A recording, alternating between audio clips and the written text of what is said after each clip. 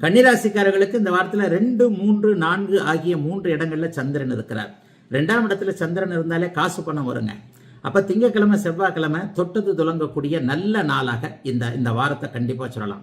திங்கக்கிழமையும் செவ்வாய்க்கிழமையும் தொழில் முயற்சிகள், வேலை முயற்சிகள் போன்றவைகள் கண்டிப்பாக கன்னிராசிக்காரர்களுக்கு பலிக்கும். ஆகவே எந்த ஒரு நிலைமையிலையும் கூடுதல் நன்மைகள் வாரத்தின் முதல் 2 நாட்கள்ல உண்டு.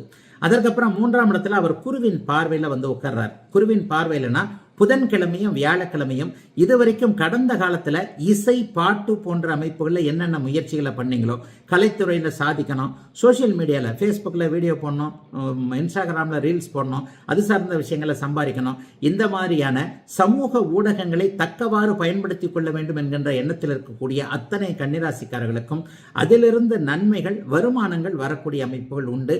சொந்தக்காரங்க கொஞ்சம் கை கொடுக்கக்கூடிய அமைப்புகளும் இதுவரைக்கும் இல்லாத நிலைமையில இந்த வாரத்திலிருந்து கொஞ்சம் நல்லா இருக்கும்.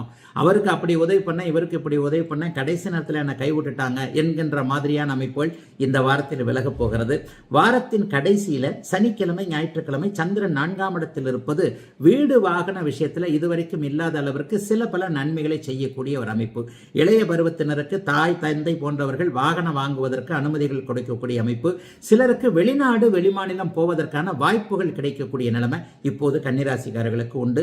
பெரிய சோதனைகள்லாம் கண்டிப்பா கன்னிராசிக்காரர்களுக்கு கிடையாதுங்க. கண்டகச்சனி ஆரம்பிக்க போதெல்லாம் கவலைகளை பட்டுக் கொண்டிருக்க வேண்டாம். ராசிநாதன் நீச்சபங்க ராஜயோகத்தில் இருப்பதால் வாரத்தின் முதல் நாட்கள் கொஞ்சம் காலை வாரினாலும் கூட வாரத்தின் கடைசி நாட்கள், இறுதி நாட்கள்ல மிகப்பெரிய நல்ல மாற்றங்கள் ஏற்பட்டு கொஞ்சம் நிம்மதியும் சந்தோஷமும் அவரவருடைய வயதிற்கேற்றாற் போல வருமான அமைப்புகளும் தொழில் முன்னேற்றமும் இருக்கக்கூடிய ஒரு நல்ல வாரமா தாங்க இந்த வாரம் இருக்கும். பெரிய கஷ்ட நஷ்டங்கள் எதுவும் இந்த வாரத்தில் கிடையாதுங்க. ஆகவே கன்னியின் சுக வாரம் இந்த வாரம்.